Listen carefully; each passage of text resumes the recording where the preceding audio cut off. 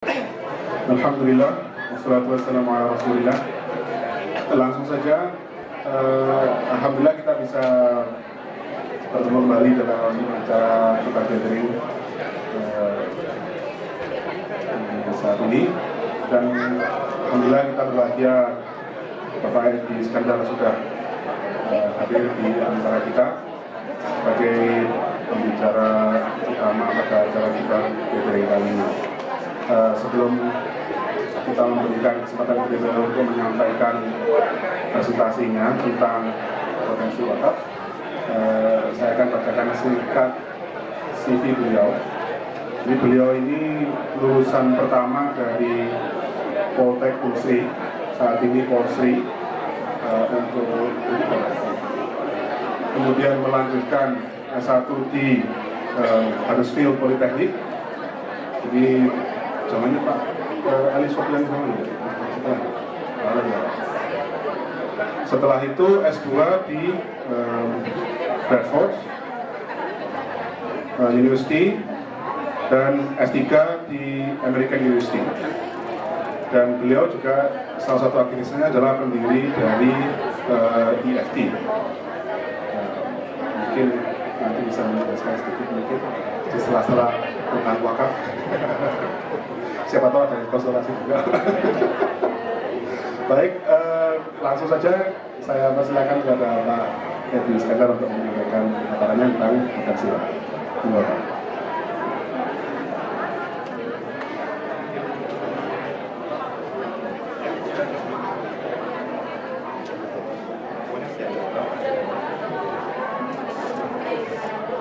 Bismillahirrahmanirrahim. Assalamualaikum warahmatullahi wabarakatuh. Alhamdulillahillazi arsalallahu bil huda wa dinil haq yusfirahu ala dinil kulli wa kafa billahi syahidah. Asyhadu an la ilaha illallah wa asyhadu anna Muhammadan abduhu wa rasuluh dan nabiyya ba'da. Bapak dan Ibu ataupun brother dan sisters, biasanya panggilannya yang mana nih? Bapak Ibu atau brother and sisters? Iya. Kalau di Inggris biasanya brother and sisters, tapi karena ini suasananya Indonesia semua, Bapak dan Ibu ya. Baik, apa kabar Bapak dan Ibu? Alhamdulillah. Biar seger bisa berdiri dulu sebentar. Kita olahraga ringan. Ya, karena tadi saya lihat kita udah hampir 3 jam ya duduk.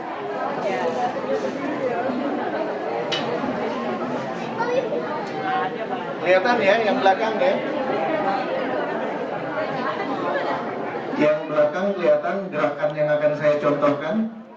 Ini kita melakukannya bisa 3 kali atau 1 kali. Tapi kalau 3 kali sama dengan olahraga 2 jam ya. Tapi coba 1 kali, lebih seger nggak? Ya, kita mulai ya. Ketuk sininya. Nah, diketuk. Ya.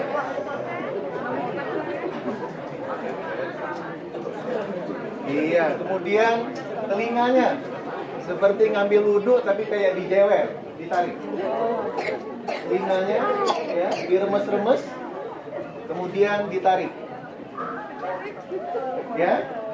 Telinganya diremes-remes, kemudian ditarik. Ya. Baik, lanjut. Temukan ujung ini.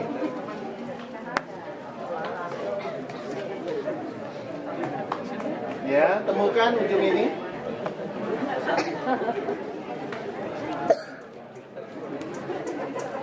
Temukan ujung ini.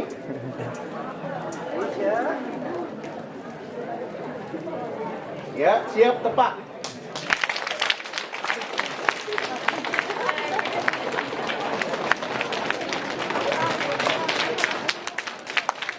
Ya, balik lagi.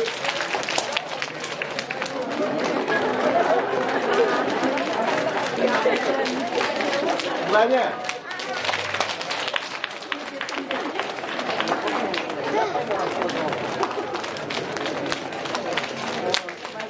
Luarnya.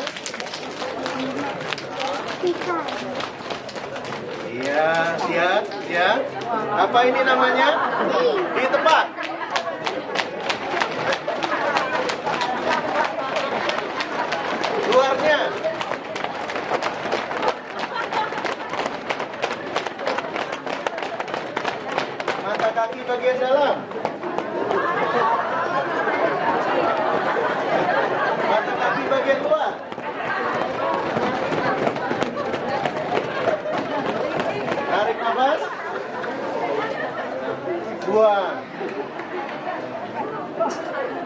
Tarik nafas.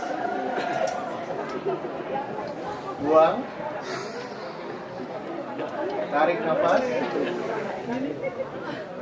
Buang. Terima kasih. Silakan duduk.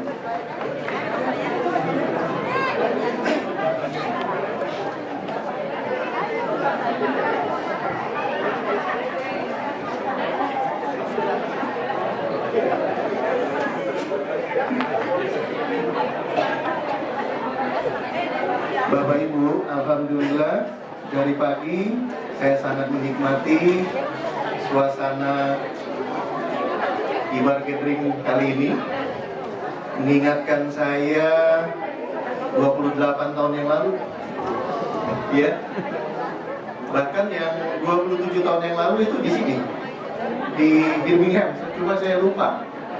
Apakah kan di sesi kedua yang saya anggap ini adalah sistem. Wakaf itu bagian dari sistem, metodologi. Islam itu adalah way of life.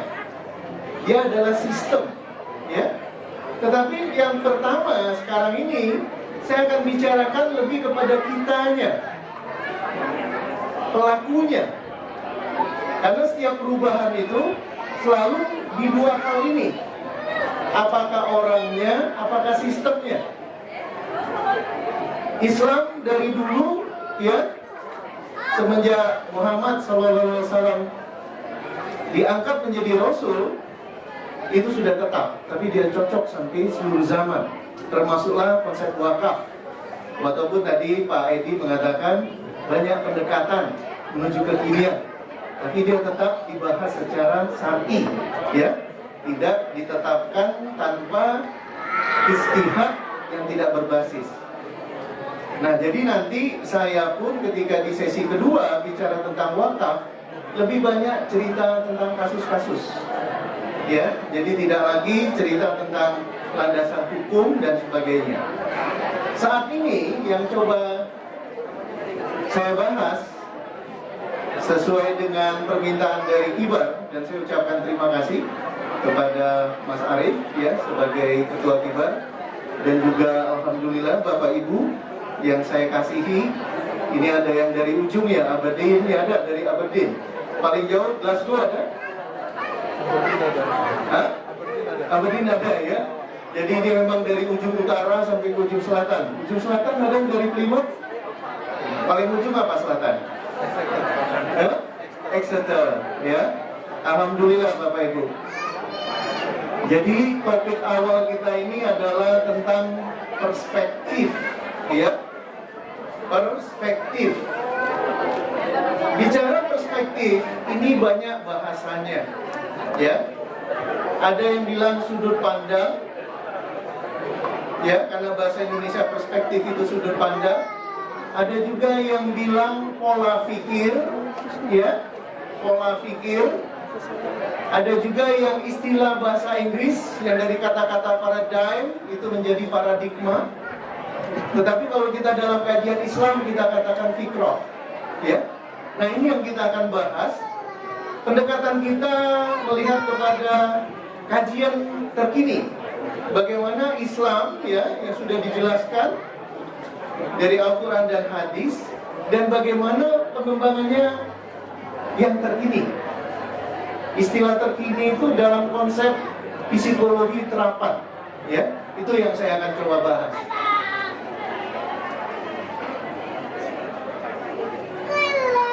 Perhatikan Bapak Ibu, saya buka dengan Al-Quran. Auzubillahi minasyaitonirrajim. Kuntum khairu ummatin ukhrijat linnas ta'muruna bil ma'ruf wa tanhauna 'anil munkar wa tu'minuna billah. Perhatikan Bapak Ibu. Mungkin Bapak Ibu membaca, ya, peristiwa bagaimana di Indonesia seolah-olah Islam dihinakan ataupun orang pribumi dihinakan. Bahkan kasus yang terakhir itu adalah kasus seorang gubernur yang dipanggil Tiko, ya. Ikut gak? Ibu ngikutin gak apa Tiko? Nah, gak ngikutin, ya. Sehingga banyak yang merasa terhina, gitu, ya.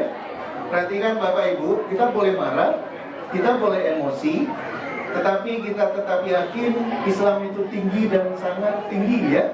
Ya'lu wa la yu'la alai. Dan perlu kita pahami dari mulai adanya masyarakat madani ya, ketika Islam memerintah sampai kejatuhan Ottoman Empire ataupun Khalifah Utsmaniyah, itu dari hitung-hitungan saya itu sebenarnya nggak lama kok kita itu kalah. Ya, semenjak Utsman kalah baru kita mulai kelihatan berantakan.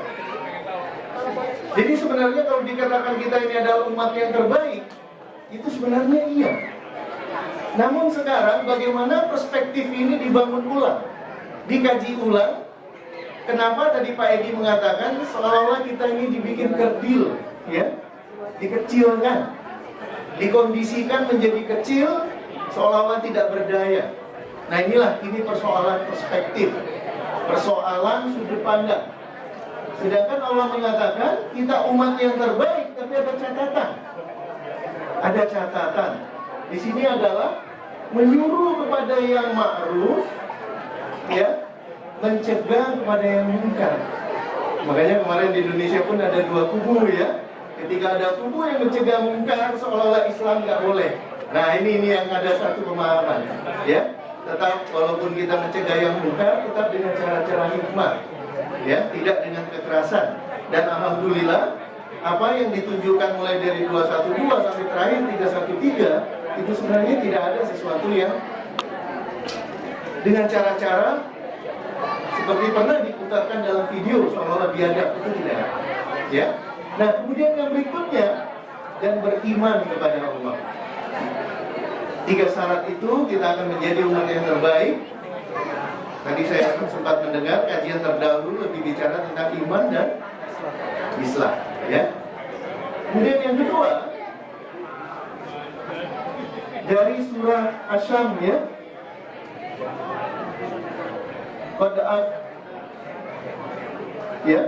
Qad aflaha man zakkaha wa qad khaba man dassaha. Perhatikan Bapak Ibu, kajian kita yang kedua itu adalah sesungguhnya beruntung orang yang mensucikan jiwanya, dan sesungguhnya merugilah orang-orang yang mengotorinya. Ada kata-kata jiwa di sana, ya.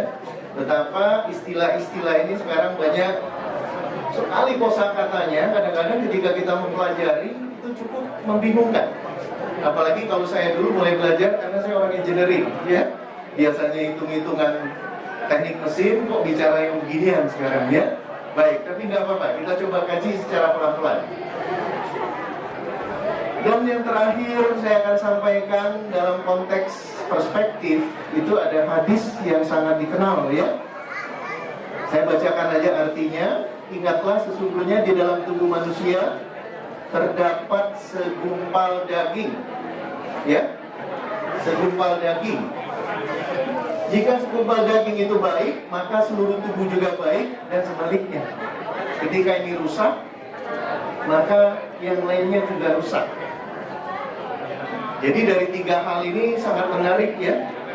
Kita dikatakan umat terbaik, kemudian di yang kedua tadi, beruntung orang yang mensucikan jiwanya. Kemudian yang ketiga, ada segumpal daging. Segumpal daging itu dikatakan hati, ya. Ini sebagai landasan berpikir kita ataupun keywords-nya. Perhatikan Bapak Ibu. Tadi pun saya kutip lagi istilah Pak Edi, ya. Keilmuan sekarang ini bagus, semakin menuju ke spesialisasi. Tetapi ketika spesialisasi itu menjadi tidak terpadukan, terintegrasi, maka muncullah ego sektoral. Makanya banyak sekarang istilahnya, ya. Saya baca di sana tadi itu ada istilahnya holistic perspektif, ya, mengembalikan suatu wholeness, menyeluruh, ya. Karena Islam itu syumul dan kamil. Dia sempurna dan juga menyeluruh. Jadi kalau kita yang sudah menjadi spesialis, karena di sini saya yakin banyak bapak-bapak yang lagi ngambil S3, sehebat apapun ilmu kita, ketika itu tidak memberi manfaat ya kepada hakikat kehidupan, maka kita nanti akan kasihan ketika di yaumil akhir. Karena apa? Baru tahu yang kita lakukan itu sia-sia ya. Tapi saya yakin yang di ruangan ini tidak. Baik, saya teruskan Bapak Ibu. Kalau ditanya, saya juga karena sekarang ini merangkap banyak kerjaan ya, makanya kalau ditanya Pak Edi apa sekarang kerjaannya, saya bilang pengacara. Ada yang tahu istilah pengacara? Wah, udah tahu ya. Pengangguran banyak acara. Makanya tadi ada yang nanya, Pak Edi ngapain aja? Saya bilang ada usaha, konsultan, tetapi saya juga dosen part-timer, saya juga staf ahli di salah satu BUMN, dan sekarang saya banyak menekuni gerakan wakaf. Ya, makanya jadi pengacara. Jadi yang saya maksud itu, kebanyakan ketika saya bicara dengan mahasiswa, kalau misalnya saya jadi dosen, itu tentang apakah Anda ingin hidup penuh daya. Penuh daya itu adalah orang yang punya power. Orang yang punya power. Bukan sebaliknya. Orang yang under pressure, itu dia merasa tertekan. Perhatikan Bapak Ibu, ketika Bapak Ibu menjadi mahasiswa di sini, ketika Bapak Ibu berdaya, powerful, itu alhamdulillah. Tapi ketika tertekan, stres, nauzubillah, ya. Karena apa? Kajiannya itu ada dalam bilangan WOK dari salah satu doktor ya, PhD, membuat research ya tentang force and power. Bagi yang suka baca itu tinggal dibuka aja David Hawkins ya. Research S3 dia, force and power. Ketika kita EGP banyak masalah, udah masa bodoh dulu deh, itu baru nilainya 200. Tapi kalau kita mulai ke bawah tertekan ya, itu bahkan bisa sampai 0 Bapak Ibu. Jadi kajian kami, banyak penderita kanker itu sebenarnya itu akibat emosi yang sangat tertekan ya. Terutama wanita itu menderita kanker payudara, termasuk kanker perut, itu karena emosi yang tertekan. 85-90%. Perhatikan. Pak, gimana dengan penyakit jantung? Juga. Gimana dengan gula darah? Juga. Kolesterol? Sama. Nah, ini jadi masalah. Ya. Secara fisik sakit, gara-gara dari mental bermasalah. Ya. Nah, kajian kita ini, bagaimana jiwa kita ini, pikiran kita ini, dan tubuh kita, ya, itu betul-betul menjadi suatu sinkronisasi. Pikiran kita punya visi yang jelas, juga gairah. Kalau mahasiswa ditanya apa visi Anda, sebenarnya berdoanya doa sapu jagat. Apa doa sapu jagat? Pak Ganjar ya? Iya, hasanah di dunia dan hasanah di akhirat. Tetapi kalau ditanya apa visinya, doa itu lupa dia. Pengen jadi pengusaha. Wah, ya. Padahal visinya tadi bahagia di mana? Dunia dan akhirat. Jadi visinya sebenarnya visi akhirat, dunia lebih kepada fasilitas menuju di situ. Perhatikan Bapak Ibu, ini ketika kita bicara pikiran dan emosi. Ya. Kemudian yang kedua, jiwa nurani. Apa tadi ayat mengatakan? Beruntung bagi orang yang mensucikan jiwanya. Makanya Agim walaupun sempat dibenci ibu-ibu sebentar, sekarang naik daun lagi, ya. Karena beliau manajemen kolbu. Bahkan saya dengar-dengar banyak ibu-ibu yang ikhlas untuk dipoligami sekarang. Bapak-bapak senang sekali ya. Ibu-ibu yang dulu ya. Baik, saya teruskan. Tubuh. Perhatikan kata kuncinya disiplin Bapak Ibu. Karena apa? Ketika kita bicara nanti di sesi ketiga tentang change management, itu resepnya hanya satu, disiplin. Resepnya hanya satu, disiplin dalam perubahan. Bila tidak disiplin, apapun yang nanti kita bikin sebagai goal setting perubahan, itu akan menjadi nonsense. Ya, ini yang dikatakan pengertian secara holistik. Perhatikan Bapak Ibu, kenapa kita bahas tentang perspektif pikiran?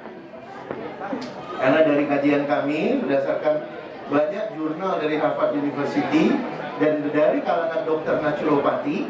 Kalau di Indonesia kan kedokterannya itu lebih kepada MD gelarnya, medical doctor. Dia dikatakan conventional doctor. Tapi kalau di dunia barat, termasuk di Inggris, itu ada dua kedokteran. Satu MD, satu ND. ND itu naturopathy doctors. Jadi dari kajian naturopathy doctors, ternyata penyakit fisik ini itu sebenarnya dipicu oleh pola pikir. 85% perspektif. Dan kita lihat, ya, ada 4 besar penyakit-penyakit yang mematikan. Coba kita lihat. Yang pertama, heart disease. Mohon maaf, siapa sekarang yang udah ada gangguan jantung? Ada? Sudah ada yang punya gangguan jantung? Sudah ya? Atau mau saya cek? Ya, karena saya bisa cek tanpa alat. Ya, ini bukannya sulap, bukannya apa, bisa Bapak Ibu pelajari nanti. Ya, break time saya ajarin nanti. Ya, Bapak Ibu perhatikan, penyakit jantung ini, itu kita pakai data Amerika ya, karena Indonesia juga mirip. Tapi saya ingin bicara, dunia kedokteran Amerika kan menjadi tren. Tapi kok data ini yang dimunculkan? Ya, apa kata mereka? Heart disease itu merupakan number one killer in USA, ya, nearly 1 million deaths annually. 1 death in every 33 seconds. Setiap 33 detik ada kematian. Ya, karena jantung. Kemudian yang kedua, ya, itu adalah penyakit kanker yang barusan saya bilang tadi. Tapi nggak ada yang bilang kanker kering ini ya. Udah banyak tabungannya ya. Bisa nanti buat wakaf ya, insya Allah ya. Baik, saya teruskan Bapak Ibu. Kanker ini berdasarkan data dari American Cancer Society itu 1,3 miliar juta ya new cases, dan yang data di Indonesia tingkat kesembuhan kanker itu nggak nyampe 10%. Pertumbuhan kanker itu 1 dari 100 sekarang di Indonesia. Tingkat kesembuhan tidak lebih dari 10%. Ya. Kemudian yang ketiga, Bapak Ibu, yang mengejutkan bagi kita, yang dikatakan MD, dokter-dokter kita, itu dikatakan Western Healthcare. Mereka ini merupakan third leading cause of death in USA, ya, 250.000 deaths per year. Kasus ada 250.000 kematian karena Western Healthcare. Ketika kita berobat dengan pola-pola Western, ya, saya tidak mengatakan ini salah, tapi ini data. Ya. Kemudian di sana dikatakan, kenapa dia sampai 250.000? Satu, drug prescription. Bagaimana memberikan resep. Yang kedua apa? Yang kedua dia diagnostiknya, kemudian salah pembedahan. Kemudian yang berikutnya itu kena infection di hospital, dan bisa juga karena overdosis, ya. Dan yang terakhir Bapak Ibu, pengaruh dari obat-obatan, ya.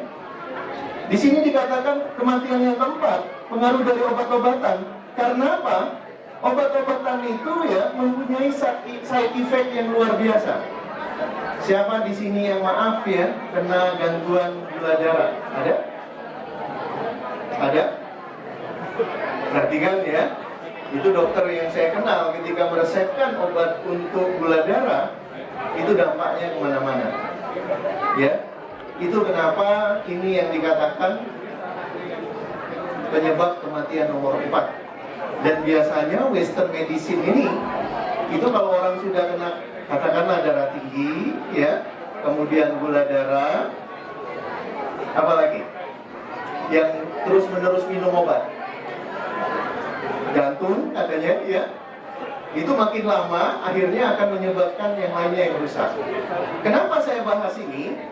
Karena sebenarnya ini dampak dari cara pikir yang salah tadi saya katakan, perspektif, ya. Kemudian yang kedua, kita bicara mental scarcity, ya, ataupun mental kemiskinan, ya. Banyak sekali dalam piramida ya tentang penghasilan rata-rata orang Indonesia, ternyata angka terkini itu sekitaran 25 sampai 30 juta itu orang di bawah garis kemiskinan. Istilahnya sekarang prasejahtera, ya. Perhatikan Bapak Ibu, teman-teman kita yang di bawah kemiskinan ini itu biasanya jarang yang anak-anaknya itu akan menjadi orang yang luar biasa. Karena apa?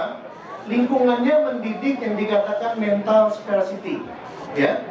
Itu kalau kita lihat dari sisi saudara-saudara kita yang prasejahtera. Tetapi kalau kita lihat kurikulum kita, apabila kita bahas lagi lebih lanjut dihubungkan dengan keislaman, sebenarnya disinilah yang kita dikerdilkan. Disinilah kita yang dikerdilkan. Kenapa kita tidak bangkit? Jelas sampai di sini?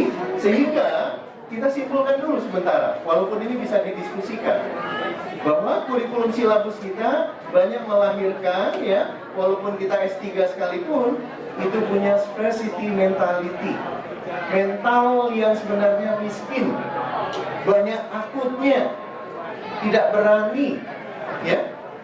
Tapi kalau Bapak Ibu bilang, Pak saya berani, boleh saya tes? Bapak jujur atau tidak?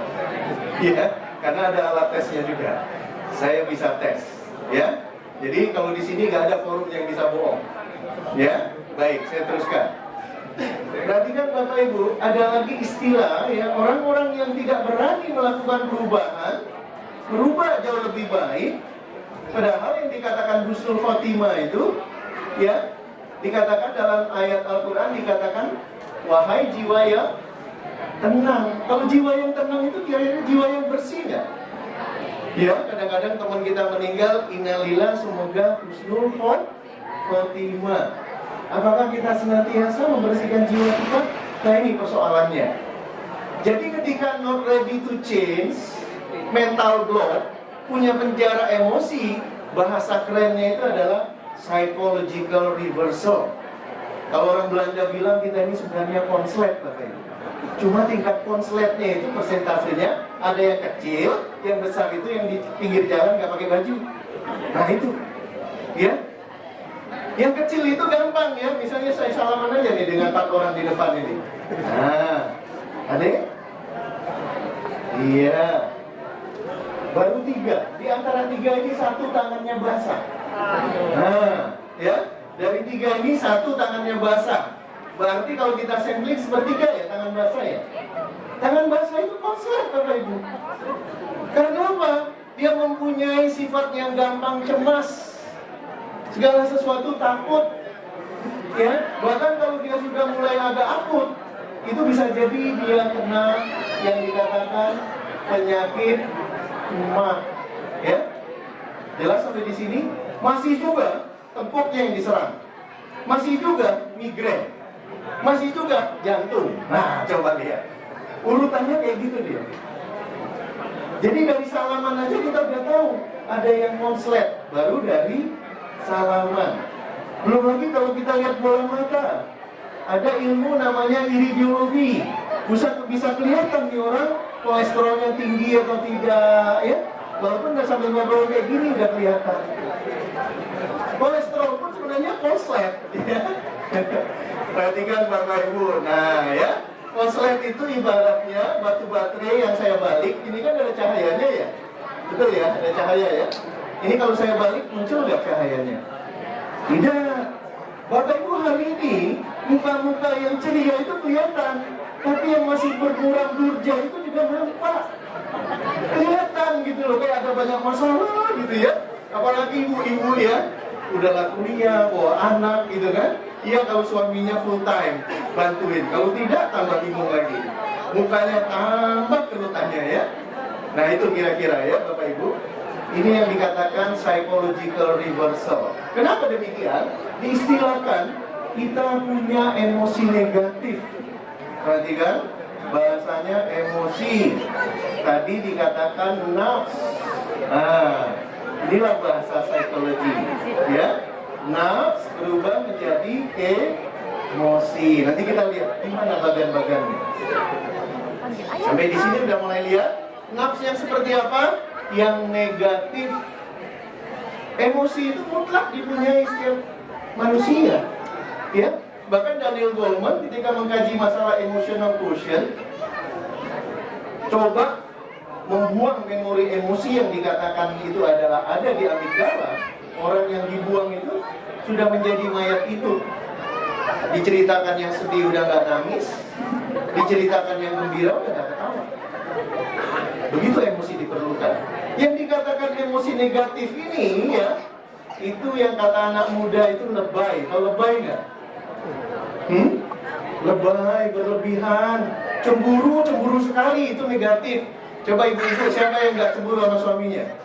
Yang nggak cemburu angkat tangan. Tuh kan? Cemburu semua kan? Sekarang siapa yang berlebihan? Nah, itu emosi negatif. Jelas ya? Walaupun nggak angkat tangan, saya udah lihat dari mukanya. Ya, ketahuan. Ya, baik. Jadi yang jadi masalah itu karena ada emosi negatif. Ya, sampai di sini jelas ya? Kita akan bicara penyakit hati itu adalah emosi negatif. Dalam Islam dikatakan penyakit hati. Ya. Dalam kajian psikologi, emosi negatif. Perhatikan Bapak Ibu. Ini contoh-contoh emosi negatif yang sederhana dalam perubahan. Kata-katanya apa? Saya tidak bisa mencapai impian saya. Ini semua kata-katanya negatif. Saya tidak dapat bicara di depan publik. Ya, sederhana ini ya. Ini udah negatif ini. Baru ngomong kayak gini nih. Ya. Kemudian apa lagi? Saya adalah korban. Perhatikan Bapak Ibu. Jelas-jelas dia dapat menjadi pelecehan, tapi dia mengatakan dia korban pelecehan. Kira-kira kok orang yang jadi korban aja, ngomong korban aja salah? Karena begitulah bagaimana Islam melihat kehidupan. Nanti kita akan bahas. Karena apa Bapak Ibu? Ketika Bapak Ibu mengatakan suatu statement yang negatif, ya, tubuh langsung bereaksi secara otomatis. Apa tadi yang barusan saya katakan? Kalau kita bicara negatif ataupun positif, tubuh langsung bereaksi nggak? Langsung. Mau coba? Nah, kita coba ya. Coba katakan saya bisa. Sambil tangannya seolah-olah di sini ada debu. Tapi konsentrasi penuh ya, konsentrasi.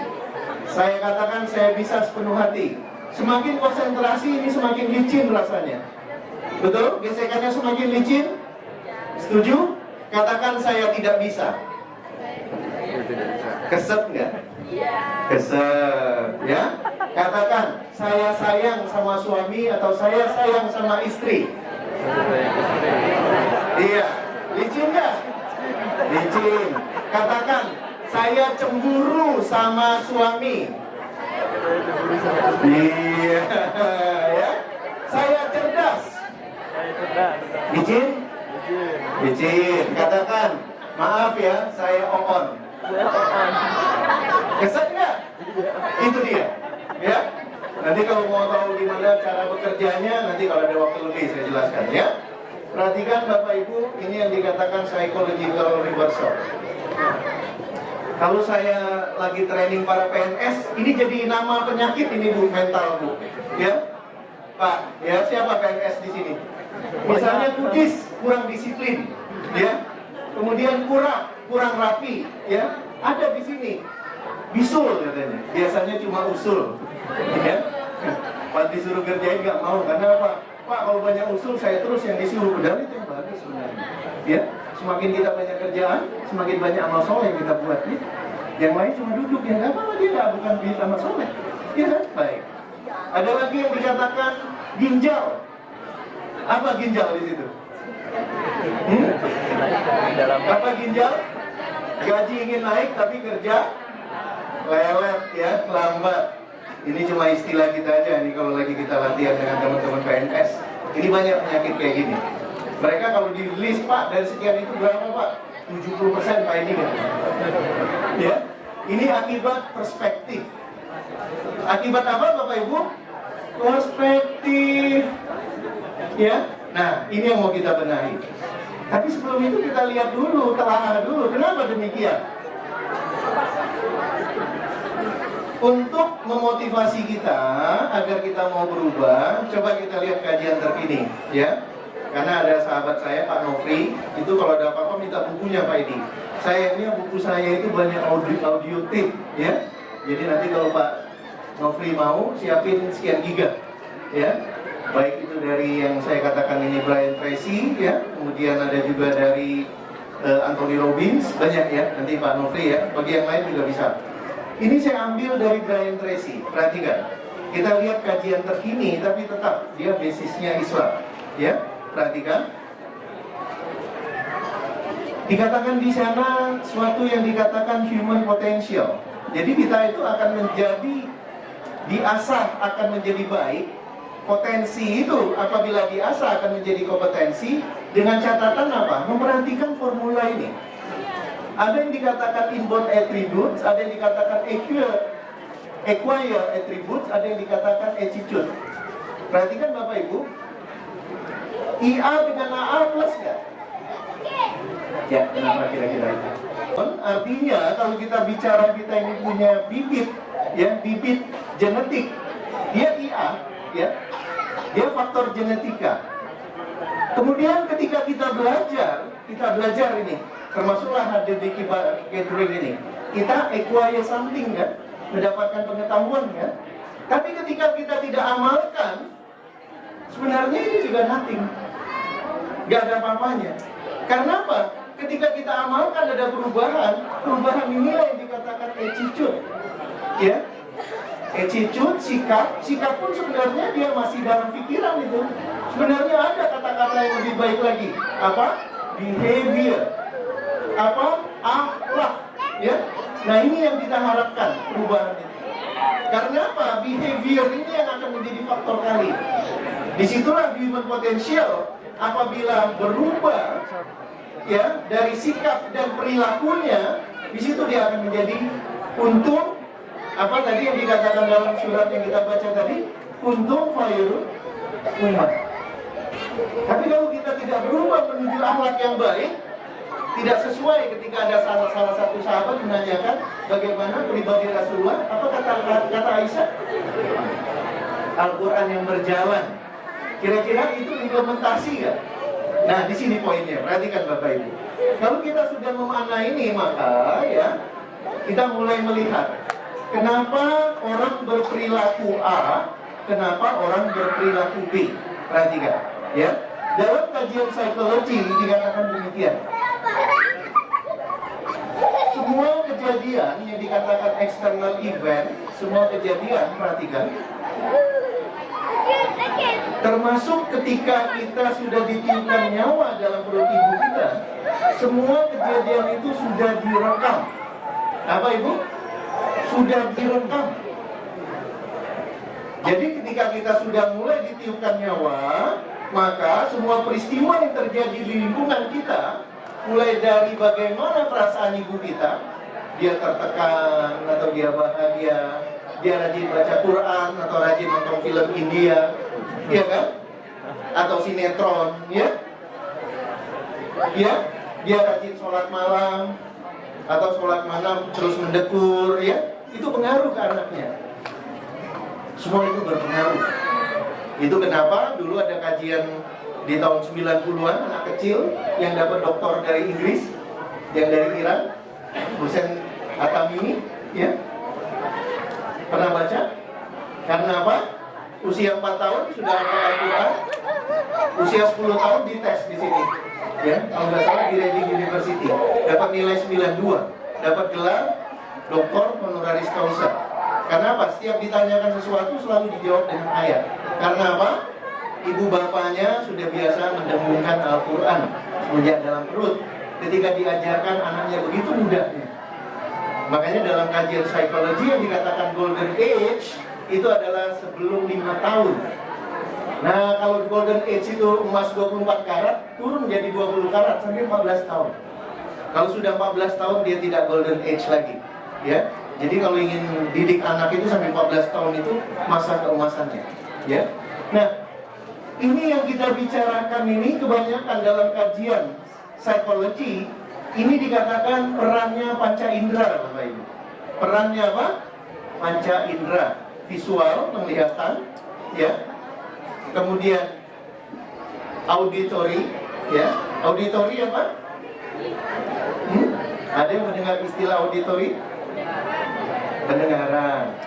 Kinestetik, gerak dan perasaan. Olfactory dan gustatory, penciuman dan pengecapan. Semua data yang masuk ini ada filternya. Ada apa Bapak Ibu? Filter.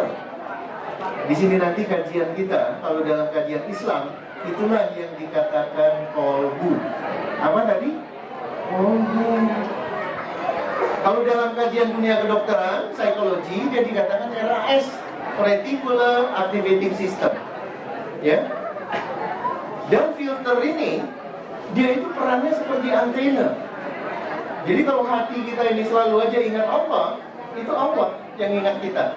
Tapi kalau kita ingat dunia, ingat harta, ya, apalagi tadi ya, banyak keinginannya, memang mungkin tercapai keinginannya. Tapi sebelum capai keinginannya, dia menjadi galau. Menjadi apa? Galau. Karena apa? Jauh dari Allah. Jadi manusia yang jauh dari Allah itu akan menjadi manusia galau. Apa kesimpulannya? Manusia yang jauh dari mengingat Allah menjadi manusia galau. Karena yang namanya ruang hati itu nggak bisa ditempati oleh dua. Kalau Allah, Allah saja. Selain Allah, bukan Allah. Ya, itu kenapa dikatakan apabila kita senantiasa zikrullah, maka jiwa kita akan tenang. Ya. Nah, dalam kajian psikologi, Bapak Ibu, filter ini ada yang dikatakan berfungsi JDD. Dia mengeneralisasi, dia mendistorsi, dia juga menghilangkan. Faktanya, coba saya tanya dengan ibu yang kerudung warna apa ya? Warna ungu ya. Ibu, nomor telepon yang ibu ingat berapa nomor? Suami? Nomor sendiri malah gak ingat. Iya, betul ya. Padahal yang di memori ada berapa? Banyak ya. Betul Pak. Siapa yang ingat semua nomor yang di memori? Angkat tangan. Karena apa? Kita anggap itu nggak penting, kita delete. Tapi Bapak Ibu, kalau Bapak Ibu tekuni, banyak yang delete itu sebenarnya ada yang informasi yang sangat baik sebenarnya. Tapi karena kita sudah mengeneralisasi, kalau ini saya mau ingat, kalau ini enggak, ya udah kita delete. Kayak kita dengerin ceramah hari ini. Kalau Bapak Ibu sudah mulai nggak suka saya, oh itu udah delete tuh. Yang diomongin itu semua nggak masuk. Tapi kalau Bapak Ibu buka hatinya, wah saya nggak mau lihat orangnya, saya mau lihat isinya. Nah itu insya Allah masuk. Apa niatnya apalagi baik. Tapi kalau lihat orangnya, ini orang udah jelek, banyak omong lagi gitu ya, alhamdulillah, ya itu delete dia langsung. Perhatikan Bapak Ibu, niat itu luar biasa. Nanti sore kita bahas. Ada konsep namanya 143, ya, konsep manajemen of 30% lah. Ya. Ada konsep 143, konsep manajemen of change. Perhatikan Bapak Ibu. Iya. Delete itu ya, selain itu ada lagi distorsi. Kira-kira 5 menit lagi. Tapi kata Ketua Kibar katanya nanti bisa disambung pada top yang berikutnya ya. Jadi walaupun sekarang 5 menit lagi, saya lanjutin nanti pada sesi berikut ya. Karena bisa molor kan, karena udah molor kan. Tadinya saya pikirin 1,5 jam. Ya, baik. Karena 5 menit lagi ya. Karena 5 menit lagi, maka saya menjelaskan ya, semua yang ada di sini Bapak Ibu, ya. Ini semua terekam di bawah sadar. Terekam di apa? Di bawah sadar, ya. Yang namanya bawah sadar, itulah yang dikatakan akhlak. Itulah yang dikatakan behavior. Kalau orang saya kagetin kayak Pak Hadi, saya kagetin dia mengucapkan astagfirullah, itu bawah sadar yang positif. Tapi kalau saya kagetin, copot, kira-kira malaikat mau datang apa ucapannya? Copot. Paham ya? Karena disinilah yang mau kita rubah tentang bawah sadar itu. Sebagai penutup, karena 5 menit lagi, kita simulasi, ya. Karena saya lihat ada yang super tegap dan very handsome, Pak Nofri maju ke depan. Yang lain juga handsome Pak, cuma karena sudah kenal Pak Nofri yang ke depan. Jangan Bapak bilang, kok saya nggak dipanggil Pak Edi. Pak Nofri maju Pak. Kita rubah bawah sadarnya ya. Coba kita maju. Oh jangan, ini bukan cerita yang itu Pak. Saya nggak tahu cerita rahasia Bapak. Jadi ada yang ketahuan. Ini tentang bawah sadar saja. Ya, silakan Pak. Bawah sadar itu bisa dirubah Bapak Ibu. Ya, jadi nggak ada yang istilahnya, wah susah merubah karakter. Itu namanya mental block. Ya, buktikan. Coba beginikan tangannya Pak. Iya, ya. Bapak nulis pakai tangan kanan, tangan kiri. Oke, ini kalau saya tekan Bapak tahan ya. Nah, ditahan ya. Bapak kan tegap ya, ditahan. Ini namanya nggak ditahan, ditahan. Oke, kuat ya. Kuat nggak dia nahan ini? Kuat ya. Coba angkat kaki satu Pak. Iya, angkat kaki satu. Iya, saya tekan. Goyang ya. Sekali lagi Pak. Iya, angkat kakinya. Angkat kakinya. Iya, saya tekan. Goyang. Coba perhatikan ya, Bapak cuma ikutin saya aja. Bismillahirrahmanirrahim. Saya sepenuhnya sadar, tangan saya ditekan oleh Pak Edi. Sepenuhnya sadar ditekan. Iya, saya tekan sekarang ya. Sepenuhnya sadar ditekan, ikuti. Ya, sepenuhnya sadar ditekan. Ya, ditahan Pak. Sepenuhnya sadar ditekan. Oke, naikkan kakinya. Naikkan kakinya, sepenuh sadar ditekan. Sepenuh sadar ditekan, sepenuh sadar ditekan, sepenuh sadar ditekan, sepenuh sadar ditekan, sepenuh sadar ditekan. Kasih aplaus. Gak ada rahasia yang terbuka ya. Ya Bapak Ibu, sementara di situ karena kata panitia 5 menit lagi, saya hormati panitia. Nanti kita sambung lagi. Kita bicara tentang perspektif. Perspektif ada hubungan dengan bawah sadar. Bawah sadarlah itu kolbu ya. Tapi semuanya nanti ada kata-kata tetap atas izin Allah. Insya Allah. Begitu saja saya kembalikan ke panitia. Assalamualaikum warahmatullahi wabarakatuh.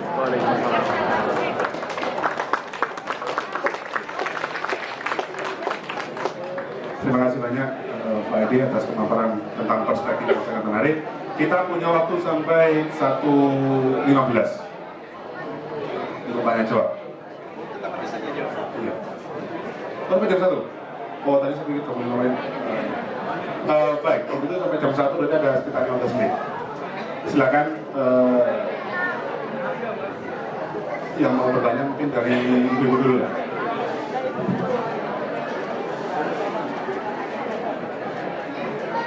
Tidak ada? Tidak ada bapak-bapak? Tidak, bapak-bapak dulu silakan. Ada yang mau tanya?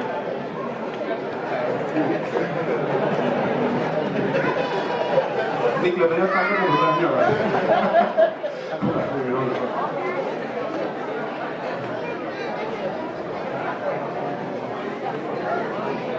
Assalamualaikum, terima kasih. Kalau tentang Allah yang membuat pemikiran kalau itu Allah kan punyanya orang Islam. Kalau saya percaya orang Islam. Untuk agama lain, apakah dengan mempercayai Tuhannya masing-masing, apakah efeknya akan sama dengan kita mempercayai Allah?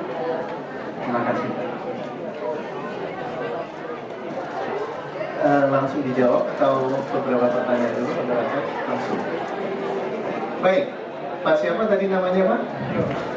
Rio. Tibio. Baik Bapak Ibu, ini pertanyaannya sederhana tapi nggak mudah untuk dijawab ya, karena harus ada research base ya. Tetapi kita kan research base itu kan belum ada mengkaji masalah itu ya. Karena ketika orang ya bermeditasi dengan orang zikir ataupun sholat, ketika heartbeat rate-nya dibaca ya, itu dia menuju ketenangan yang sama dalam bacaan heartbeat-nya. Jelas? Kalau dari heartbeat dia menuju ketenangan yang sama. Itu kenapa banyak umat Islam yang juga ikut-ikutan meditasi. Karena melihat bahwa faktanya juga bisa menenangkan. Tetapi ajaran Islam tidak berhenti di situ Bapak Ibu. Ridho Allah itu nomor 1. Ketika seseorang sudah tidak mengesahkan Allah, dia tidak ridho, ya, maka di situ tidak ada yang dikatakan barokah. Nah ini yang belum dikaji lebih jauh. Bagaimana kebarokahan itu diukur sama seseorang, ya? Karena contoh ya, pernah ada video yang mengatakan, saya pasti masuk surga, dapat makan, dapat minum. Coba lihat, ada nggak video yang kayak gitu? Ada kan? Yakin sekali dia. Betul Bapak Ibu? Ya? Perhatikan, saya hanya bisa menjawabnya begini. Ada kajian yang menjelaskan ketika orang melakukan kesalahan, baik dia tahu ataupun tidak, maka ya sistem tubuh akan bekerja ya itu dalam parameter yang dikatakan reverse. Tadi ada istilah psychological reversal nggak? Itu apa sistem kerjanya reverse. Kalau orang tawaf itu seperti searah jarum jam atau berlawanan jarum jam? Searah atau berlawanan? Jarum jam begini atau begini? Berlawanan, ya kan? Berarti kalau reverse searah jarum jam. Kalau sesuatu yang reverse ya, tanpa dia sadari, orang yang merasa berdosa, maka sistem memorinya itu sama dengan terkategori memori yang stressful. Apa saya katakan? Stressful. Jadi kalau dikatakan Pak, dia itu juga orang yang bahagia, itu yang dikatakan bahagia fata morgana yang dikatakan dalam Al-Quran itu. Ya, orang yang sebenarnya merasa bahagia tapi fata morgana. Nah, kajian ini yang saya baca. Ya, nah itu dikajinya di mana? Dikajinya masalah seorang yang mengambil program doktor walaupun dia S1-nya dulu fakultas agama. Ya. S2-nya baru dia ngambil psikologi, S3-nya dia mengambil ilmu kedokteran di UNER. Ayo, ada orang Kediri dari sini, kenal pasti dengan beliau. Pak siapa itu? Baik, saya teruskan aja, nanti namanya saya sebut. Beliau mengkaji itu dari sisi kortisol level, Bapak Ibu. Orang yang stres, itu kortisol levelnya itu uncontrollable. Ibaratnya tinggi, tidak pada angka, saya lupa persis angkanya itu. Orang-orang yang rajin zikir dan sholat malam, kortisol level mereka ini bagus. Maka dianggap mereka ini kebal terhadap penyakit. Karena kortisol ya yang negatif dengan endorfin hormon yang positif itu berpengaruh terhadap imun sistem kita. Berpengaruh terhadap apa? Imun sistem kita. Ketika orang punya kortisol level karena dia merasa bersalah yang tanpa dia sadari, itu sebenarnya dia stressful. Nah itu yang bisa kita lakukan dengan penelitian tingkat kortisol, ya. Tetapi selebihnya saya belum tahu dari mana kita menelitinya. Tapi kalau firman Allah jelas ya, di surat Al-Ikhlas itu jelas kan, Qul huwallahu ahad, itu jelas, ya. Tapi kita bicara ini kan yang Bapak tanyakan kan bukti saintifik ya Pak ya. Sementara itu Pak yang bisa saya jawab. Baik, ada lagi? Pertanyaan berikutnya. Bisa sekali lagi. Pengalaman dari Pak Dino ternyata tidak terbongkar rasanya.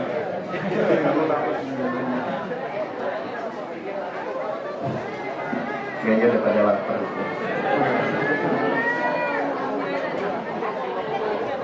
Tidak ada? Kalau tidak ada, saya mohon Pak Dino memberikan closing statement untuk sesi pertama. Baik Bapak Ibu, memang ketika materinya belum jelas, mau nanya pun bingung. Apalagi tadi udah banyak yang takut bertanya, takut ketahuan. Ini urusannya jadi panjang ya, karena ada ibunya di sini ya. Ditanya malah dites nanti ya. Baik, kesimpulan sementara ketika kita bicara perspektif Bapak Ibu, ini barusan bicara di depan ya, bagaimana proses ketika kita lahir sampai saat ini, apa yang ada bawah sadar kita ya, apakah dimensi kita tentang amal, dimensi kita tentang tauhid ya, dimensi kita tentang Islam, termasuk hari ini tentang wakaf ya, yang akan kita bahas, itu sejauh mana Bapak Ibu bisa menerimanya ke bawah sadar ya, sehingga untuk bawah sadar itu dibuka, itu harus dimulai dari niat, karena itu nanti entry point-nya. Kalau niatnya nggak jelas, biasanya walaupun masuk, dia lupa lagi, lewat lagi. Tapi kalau niatnya jelas, dia nempel. Karena niat itu menjadi seperti password, ya. Yang kedua, dia betul-betul nanti harus diaktualkan yang dikatakan bawah sadar itu, diamalkan. Makanya ada istilah Quran berjalan. Rasulullah itu adalah Quran yang berjalan karena diamalkan, menjadi subconscious. Istilah bawah sadar itu adalah subconscious nanti. Jadi kalau hari ini nanti setelah ini selesai, yang pertama kemudian saya cerita wakaf, kemudian nanti malam ada bicara gerakan wakaf, salah satu temanya misalnya, itulah kesempatan kita untuk mengamalkan apa yang hari ini, agar itu menjadi bawah sadar yang positif. Jadi sementara itu dulu. Baik, billahi taufiq wal hidayah. Assalamualaikum warahmatullahi wabarakatuh.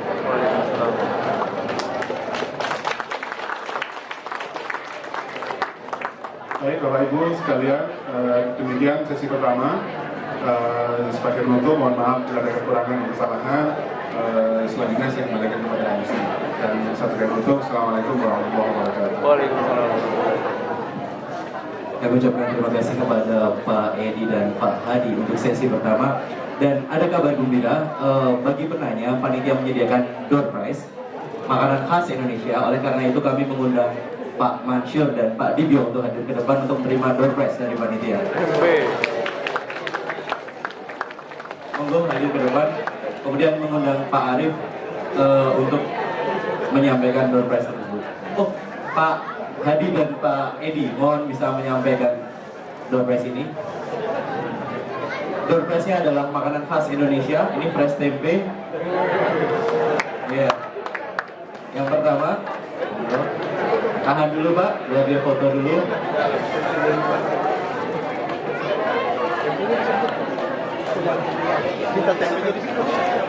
Ini tempe fresh asli dari Pak Rozi.